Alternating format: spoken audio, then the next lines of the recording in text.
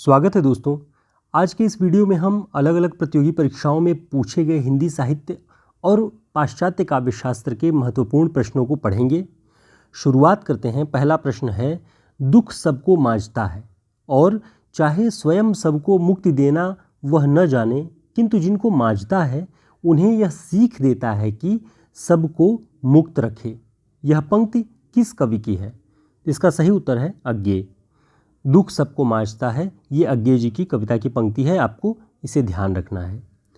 दूसरा प्रश्न है, भट्टतौत के अनुसार काव्य हेतु प्रतिभा की सही व्याख्या क्या है?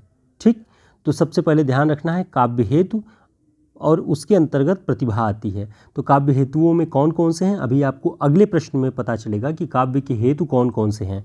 यहाँ केवल प्रतिभा की व्याख्या भट्टतौत क्या करते हैं, ये प्रश्न है। तो इसका जो सही उत्तर है वह है प्रज्ञा नव नवोन्मेष शालिनी प्रतिभा मता। ये जो है प्रज्ञा को नव नवोन्मेष शालिनी माना है भट्टतौत ने प्रतिभा की व्याख्या करते हुए।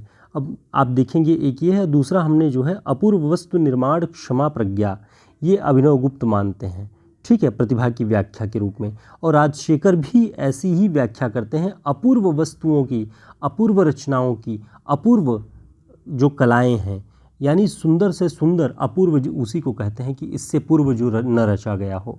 तो अपूर्व वस्तु की जो जिसमें निर्माण की क्षमता होती है वो प्रतिभा कही जाती है। तो किसी भी रचनाकार के भीतर या किसी कलाकार के भीतर जब प्रतिभा होगी तभी वह अपूर्व वस्तुओं के निर्माण की क्षमता रख पाएगा। ठीक, तो ऐसा भट्टतौत इसकी व्याख्या करते हैं और ये अभिनव गुप्त के अनुसार है और राजशेखर के, तो आप इसको ध्यान रखिएगा। दोस्तों, हमारे अब तक जो नोट्स, शॉर्ट नोट्स थे, वो पीडीएफ आपको 150 में मिल रहे थे। वो बहुत सीमित ऑफ़र आज तक का हमने रखा हुआ है, आप इसे 120 रुपये में प्राप्त कर सकते हैं। ऑफ़र है जो विभिन्न प्रतियोगी परीक्षाओं को देखते हुए रखा गया है ताकि आपको सुविधा हो। यूट्यूब पे बहुत ही कम, न के बराबर की फ़ीस है ये, जो कि हमने 150 पेज के पूरे नोट्स रखे हुए हैं। आप यूट्यूब पे देखेंगे तो 700, 800, हज़ार तक के नोट्स मिलते हैं। हमने बहुत सीमित, बहुत ही कम मूल्य में आपके लिए ये नोट्स रखा हुआ। आप चाहें तो हमारे इस नंबर पर संपर्क करके ले सकते हैं। अगला प्रश्न देखते हैं जो हमने बात की कि निम्न में से कौन सा काव्य हेतु नहीं है। तो काव्य हेतु कौन कौन सा है, हमें ये पता होना चाहिए, परीक्षाओं में पूछा जाता है। ऑप्शन है व्युत्पत्ति, अभ्यास, प्रेरणा, समाधि। तो कौन सा काव्य हेतु नहीं है? प्रेरणा। प्रेरणा जो है वो काव्य हेतु नहीं है, बाकी तीनों काव्य हेतु हैं, आप इसे ध्यान रखिए, व्युत्पत्ति, अभ्यास और समाधि। अब नीचे हम देखेंगे कि किसके अनुसार कौन सा काव्य हेतु है। जैसे आचार्य भामह 2 काव्य हेतु बताते हैं, प्रतिभा और अभ्यास।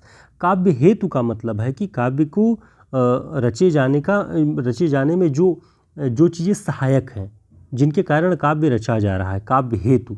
तो प्रतिभा और अभ्यास ये कारण है, ठीक, काव्य रचना की। तो ये हमें देखना है। तो काव्य हेतु में प्रतिभा और अभ्यास हो गया। राजशेखर ने अपनी काव्य मीमांसा नामक पुस्तक में 4 काव्य हेतु माने हैं, प्रतिभा, व्युत्पन्नता, समाधि और अभ्यास। तो इन सबको ध्यान रखिएगा आप। ये समाधि वाला जो प्रश्न में आया था, समाधि राजशेखर मानते हैं। मम्मट के अनुसार 3 काव्य हेतु हैं, शक्ति, निपुणता, अभ्यास। शक्ति का तात्पर्य वही है जो हम ऊपर व्याख्या कर रहे थे, अपूर्व वस्तु के निर्माण की क्षमता यानी शक्ति, प्रतिभा। तो शक्ति, निपुणता और अभ्यास ये मम्मट मानते हैं काव्य हेतु, आपको ये ध्यान रखना है। अगला प्रश्न है, पाश्चात्य काव्यशास्त्र के अंतर्गत साइनेस्थीसिस और सिंथेसिस शब्द का प्रयोग किसने अपने सिद्धांत के अंतर्गत किया है? तो मूलतः सिंथेसिस जो शब्द है उसे आपको ध्यान रखना है, किसने अपने सिद्धांत के अंतर्गत प्रयोग किया है। ऑप्शन है कॉलरिज, रिचर्ड्स, वर्ड्सवर्थ, इलियट। इसका सही उत्तर है रिचर्ड्स। रिचर्ड्स ने अपने मूल सिद्धांत के अंतर्गत साइनेस्थीसिस या सिंथेसिस शब्द का प्रयोग किया हुआ है। किस अर्थ में किया है वो हम डिटेल में यहाँ पे जानेंगे, जिससे रिचर्ड्स का जो मूल सिद्धांत है उसके बारे में हमें जानकारी हो जाएगी। सबसे पहले आप देखिए रिचर्ड्स का जीवन काल कब से कब तक रहा है। सन 1893 से 1979 ईस्वी तक इनका रिचर्ड्स का जीवन काल रहा है। अब आप लोग कमेंट करके बताइएगा कि 1893 में हिंदी का कौन सा लेखक पैदा हुआ होगा। ठीक, 1890 से 95 के बीच में अगर रिचर्ड्स हैं तो आप इस दौरान 1891 से 1895 तक देखिएगा कि हिंदी का कौन बड़ा लेखक पैदा हुआ है, कमेंट करके ज़रूर बताइएगा। रिचर्ड्स का मूल्य सिद्धांत और संप्रेषण सिद्धांत प्रसिद्ध है, तो आपको ध्यान रखना है जब भी पूछे मूल्य सिद्धांत और संप्रेषण सिद्धांत किसका है, रिचर्ड्स का।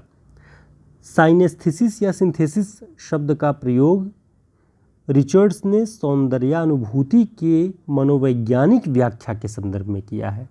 ठीक, ये बहुत महत्वपूर्ण बात है कि रिचर्ड्स ने इस शब्द का प्रयोग सौंदर्यानुभूति के मनोवैज्ञानिक व्याख्या के संदर्भ में किया है कि कोई किसी कवि, रचनाकार या पाठक, खासकर पाठक के मन में जब किसी रचना को पढ़ के सौंदर्य की अनुभूति होती है तो उसकी मनोवैज्ञानिक व्याख्या करने की बात रिचर्ड्स करते हैं और उससे जो मूल्य मिलता है उसी को अपने मूल्य सिद्धांत के अंतर्गत व्याख्यायित करते हैं।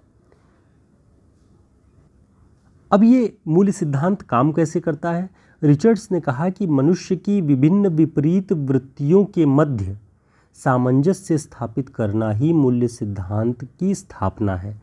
हर मनुष्य के भीतर अलग अलग तरह की वृत्तियां होती हैं जिसे मनोवृत्ति हम कहते हैं, और सारी मनोवृत्तियों के बीच में एक दूसरे से द्वंद्व होता है, एक दूसरे से हमेशा भिड़ंत चलती रहती है, भावों की भिड़ंत चलती रहती है। कोई एक वृत्ति उत्पन्न होती है और वो 10 वृत्तियों को मारती है, 10 वृत्तियों का संहार कर देती है।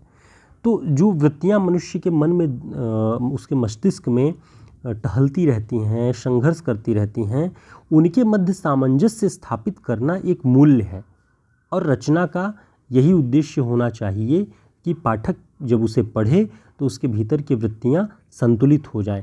यही रिचर्ड्स के मूल्य सिद्धांत की स्थापना है। आप यहाँ से रिचर्ड्स के मूल्य सिद्धांत को समझ जाएंगे अगर थोड़ा सा ध्यान देंगे।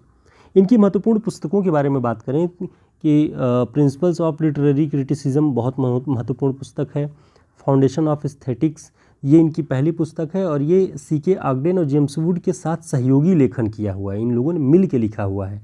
तो जब भी कभी प्रश्न पूछे कि कौन सी पुस्तक जेम्स ऑगडेन और C.K. ऑगडेन और जेम्स वुड के साथ रिचर्ड्स ने मिल के लिखी हुई है, तो फाउंडेशन ऑफ एस्थेटिक आपको ध्यान रखना है।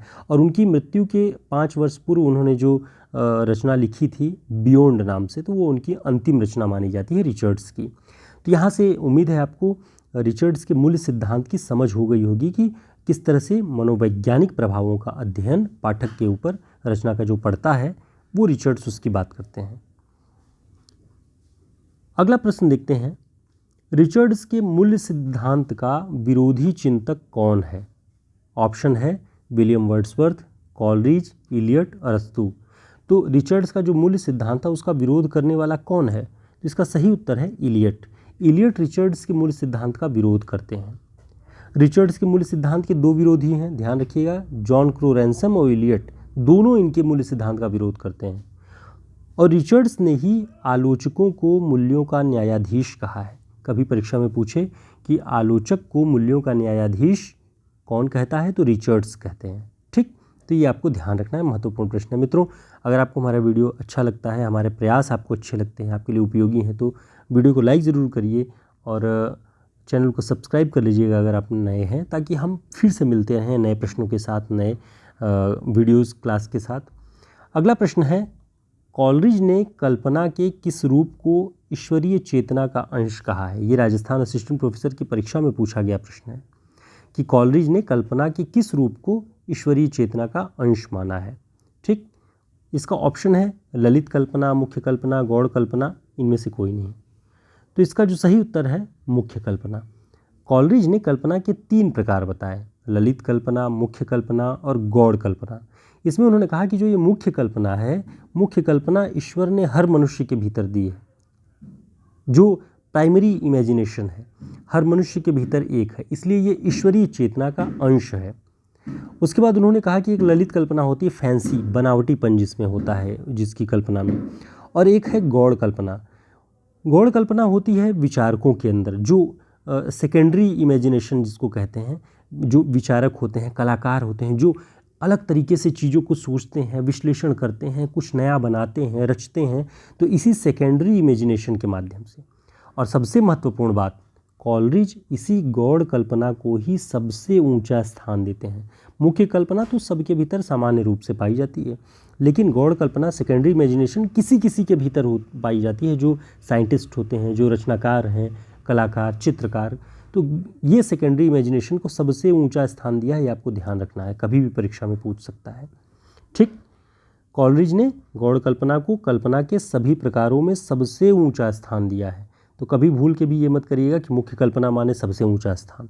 मुख्य कल्पना को ईश्वरीय चेतना जरूर कहा है, लेकिन सभी प्रकारों में सबसे ऊंचा स्थान नहीं दिया है, वो दिया है गौड़ कल्पना को। ठीक। और उसके बारे में हमने आपको बताया कि किन किन लोगों में पाया जाता है। उम्मीद है आपके लिए ये वीडियो पाश्चात्य काव्यशास्त्र के बहुत सारी चीज़ों को समझने में उपयोगी होगा, और एक तरह से प्रैक्टिस सेट भी आपके लिए ये है। आप यहाँ से अंदाज़ा लगा सकते हैं कि आपको कितनी और ज़रूरत है या आपको क्या नया मिल रहा है इस क्लास में।